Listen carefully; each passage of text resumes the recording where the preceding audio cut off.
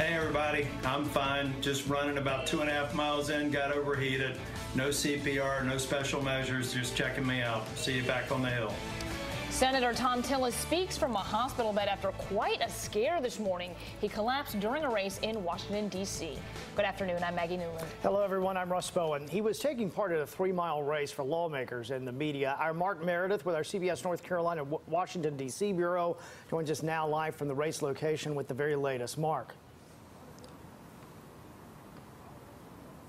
Hey there, Russ. First to the good news. As you mentioned in that Twitter video, the senator is okay. He is recovering a few miles away from where we are here in Anacostia. It's a neighborhood not too far away from the U.S. Capitol, where, as you mentioned, the senator was here for a race where he collapsed during it about a few miles in, we believe about 2, where witnesses say all of a sudden he fell to the ground and then they rushed to help him. The 56-year-old, though, as we are talking about, says that he was simply overheated. It is a hot day here in Washington. Right now, 85 degrees. We could climb up and break a record into the mid-90s today. So easily to understand that it would be so hot. But for the people that were out there along this race, this was not easy for them to see. They rushed to help. We had a chance to catch up with somebody, a former lifeguard who helped the senator. Here's a brief clip of what he had to say. Well, I saw him laying on the ground and people were gathering around to try to help him, and I got up close to him and I just saw from his face that he was unconscious and he was having trouble breathing, and they immediately started, one of the other runners here started doing CPR, and I was checking his pulse and we were making sure he had an open airway, and when he started seizing, we put him on his side, and luckily we were able to just get him to calm down once the seizure relaxed, but he did stop breathing at one point. We've heard that from a number of witnesses that they saw seizure-like symptoms, but the senator's office is saying, again, this was simply a case of it was just too hot out there on the racetrack.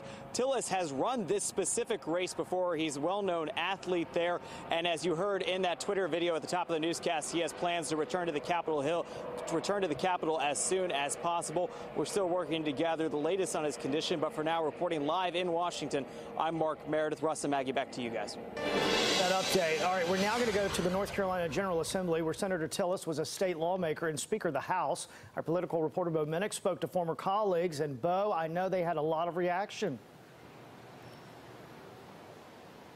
Russ, certainly there's a lot of relief here today at the General Assembly, knowing that Senator Tillis posted that video of him in his hospital bed saying that he is okay. And really, when things like this happen, politics gets put aside. We were there just a few days ago, just 5 days ago, when Senator Tillis spoke on Friday in Raleigh at a lunch at the Jesse Helms Center Foundation. Before becoming a U.S. Senator, as you mentioned, he served here as the state Speaker of the House. Today, we asked lawmakers for their thoughts on what happened to the senator.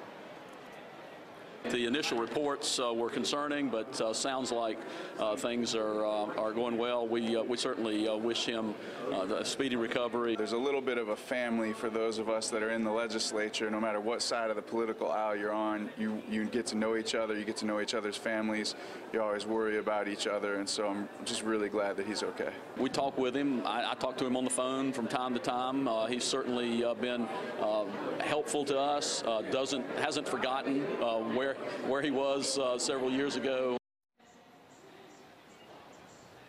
We're continuing to follow the developments out of D.C., as are the folks here at the General Assembly. We'll, of course, have any updates on our website, WNCN.com, throughout the day, and on our evening news tonight beginning at 5 o'clock. Live in Raleigh, Bo Minnick, CBS North Carolina.